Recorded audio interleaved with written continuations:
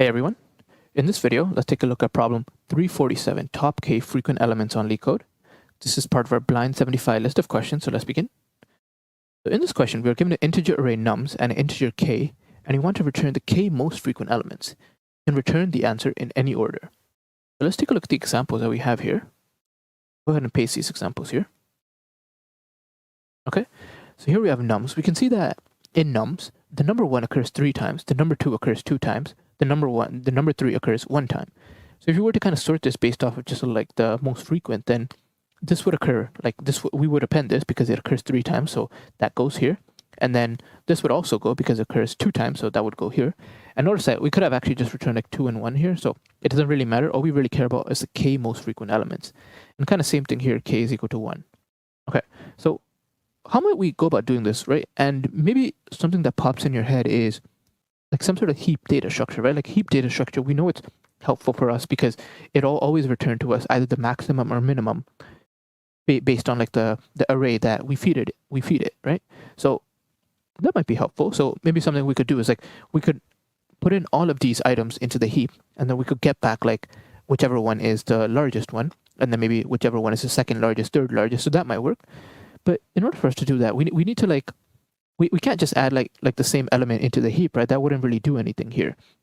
What we were really after is like the frequency, right? Like the count. So it would kind of make sense for us to really like count how many times all of these elements occur in nums. Maybe we have a counter, maybe like we map like 1 to 3, which means 1 occurs 3 times, 2 maps to 2 because 2 occurs 2 times, and 3 maps to 1. And maybe we can actually put these items into the heap, right? Maybe we put like a tuple, like maybe we put like something like 3 and 1. And so here we would be like something like 2 and 2. Maybe here it would be like 1 and 3. And so we can maybe just pop like these from the heap. And so from this, we can understand that like this occurs the most often. And so we'll take in the value 1. This occurs the second most often. So we'll take in the value 2, etc. So maybe let's start off with that approach and see how we can code that.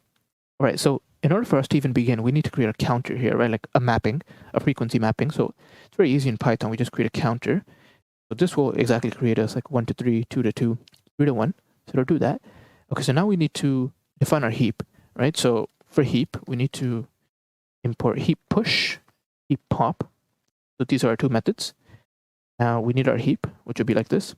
Okay, now what can we do? Well, now how about we just throw everything inside of the heap, right? So we can do something like for item and then count in counter.items. So this will be like 1 and this will be like 3, corresponding to something like this. Let's just push this to our heap. So we will do heap push h, and then I can just push in item, or I'd rather push in count and then I push in item.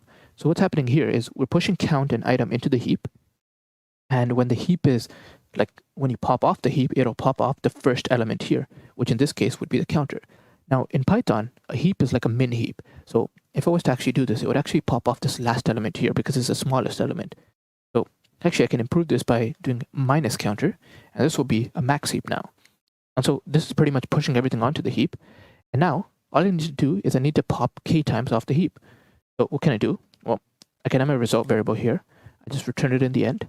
And then I can simply do, well, k is greater than 0. Let's just pop from the heap, heap pop, from the heap pop. And then I'm just going to take this first value here, right? Because it's going to pop me this tuple here, but all I really care about is this item here, which will be an index 1. And then I can just go ahead and append this, and this should be a working solution. So this is maybe a solution you want to start off with. And actually, one thing I missed is I need to decrease k by 1, right? Or we will keep going, basically. So let's go ahead and submit this. So this works. So what is the time and space of this? So time, if you think about it, so what is the time of this? So we're adding in n elements into the heap, right? So if you add in n elements, we're doing log n basically, and we're popping out k elements. So it would be k log n, because the pop operation is like a O of 1 time. And so since we're doing it k times, we would have to do basically k and then times log n. So this would be the time, and space is just like O of n for the heap, right? Okay, so that's one thing. How can we maybe improve this? Well, if you really think about this, do we really need to add everything to the heap, right? Do we need to have everything into the heap? And if you kind of think about like what's happening here, let's assume k was something like, okay, let's assume k was 2, right? And we add in stuff to the heap. Well, let's assume now that we just want to do a min heap instead of like a max heap. Let's just do a min heap. So what can happen? Well, in the min heap, what will we have? Well, we will have 1 and 3 added. Then we will have 2 and 2 added. And then what? Well, if I go to add in one more thing, right, then my k would become like 0, right? Because every time I'm adding on to this, essentially, like you can think of it as like my k decreasing by 1. So at this point, k is equal to 0. So if I was to add on to this, then I would add on the value 3, 1. But really, at this point, we can't really do that because then k would be negative. So what would we do here? We can maybe just pop here. So what would we pop? We would pop the smallest element. So we'd pop this element, and then we'd add in the 3 and the 1. Right? We'd add in this element here. And now notice that, what have we basically done? We started off with a min heap, and every time we added in k elements, we would pop one element off, right? So on the k plus 1 element, we would pop one element off. And so what actually remains on the heap, if you think about it, is the maximum elements, right? Because in the min heap, we'll just keep popping off like the smallest element. And so whatever remains must be the maximum element. Let's think of it simply. Let's say like we have like, let's say k is equal to 3, and we add in like the following elements into the heap. And let's just say like we want to get like the maximum values back, right? So in this case, if I go to add in like the value 6 here, well, it won't be allowed because first of all, k is equal to 3, so I need to pop. So let me maybe add in the value 6, or maybe let me go ahead and first pop. So I'll pop the smaller element here, and then I'll add in the value 6, right? Now maybe I want to add in like the value 1 after this, right? So maybe there's like a 1 here. Well, what can I do in this case? Well, in this case, k is already equal to 3, right? So if I were to add in the 1, then it would basically just be popped out again. So in this case, like we still always have the maximum elements on the heap that's left. So let's take a look at how we might be able to do this. Okay, so one thing is that when we are adding onto the heap, we basically need to keep track of like what is the size of the heap, right? If the size of the heap ever becomes like greater than k, then we want to pop from the heap. So what can we do in this case?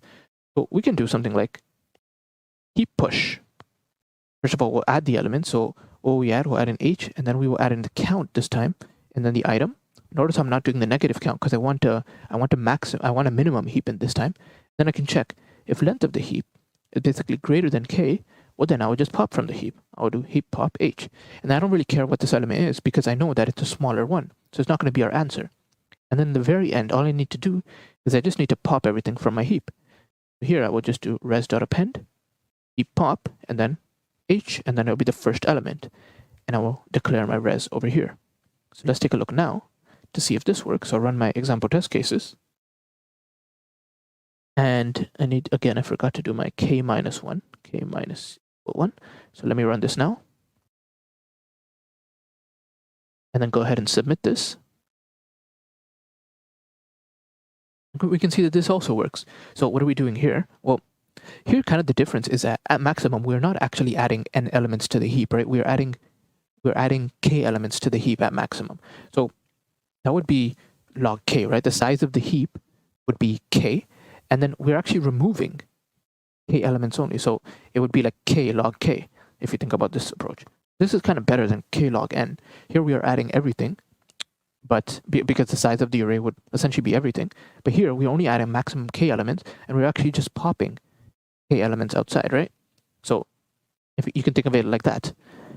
Now, what about our last case? Like, what is kind of a case that might be a little bit better than this? Well, this kind of question, it would be useful if we use something called a bucket sort. And this is an algorithm that you probably don't know about. So I'll just go ahead and explain this algorithm. It's kind of a little bit hard to come up with if you don't really know the trick, but let's see how we can do it. But basically, the good news is that we don't need the heap for this one. But let's just kind of see if we can come up with this, right? So let's see. Well, if I have like this set of numbers, right? So let me remove all of this. I have this set of numbers, and how many numbers do I have? I have 1, 2, 3, 4, 5, 6 numbers, right? 6 numbers, 6 nums. So if you think about this, at the maximum, I can have something like this. I can have one element, doesn't have to be one, but a single element, and it can have a frequency count of 6, right? I can have something like this. So what this basically tells me is like, what if I just store like maybe a dictionary?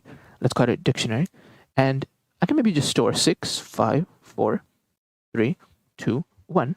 I can basically store like how many elements have a frequency count of 6, how many elements have a frequency count of 5, 4, 3, 2, and 1. So in this case, what would the answer be? Well, 3 would just be 1 here, 2 would be 2 here, 1 would be this 3 here. And then what I can do is I can just go in reverse, right? And then I can basically just pop from these elements here. So for example, let's actually make this easier. Let's say there was something like, let's say maybe 2 also occurred 3 times, right? In which case I would actually have a 7 here potentially. And so here I would have something like this, 1 and 2, and then this would be empty.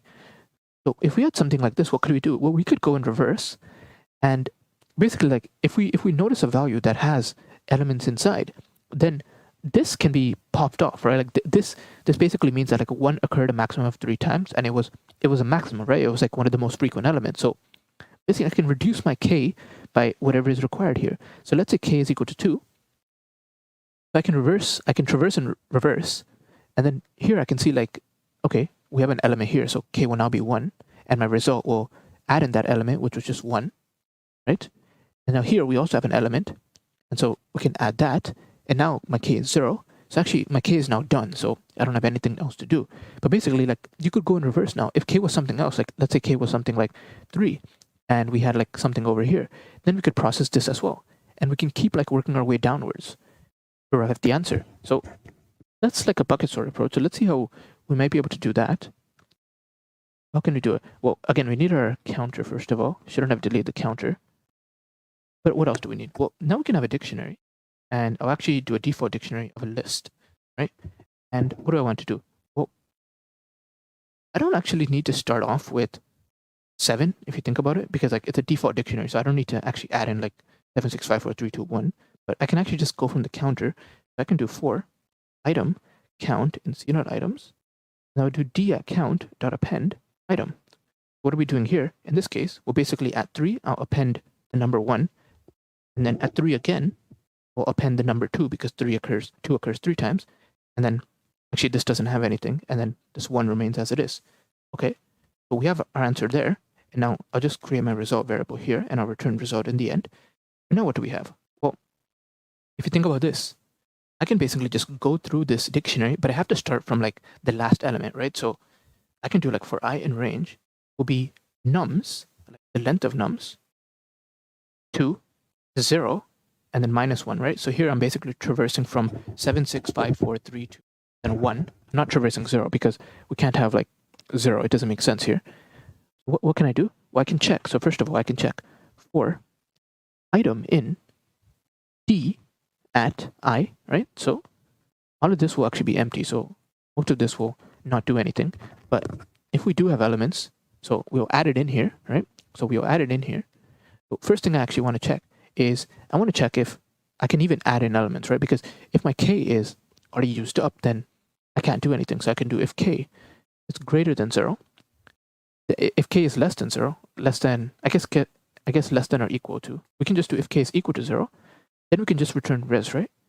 Otherwise, we can append to res this item, and then we can decrease k by 1. And so we actually don't need to even return res here. That would basically be it. And so we can keep going here, and we can actually just have return res. Doesn't matter. But let's go ahead and run our sample test cases to see if I made any mistakes. I don't think I did, but let me go ahead and submit.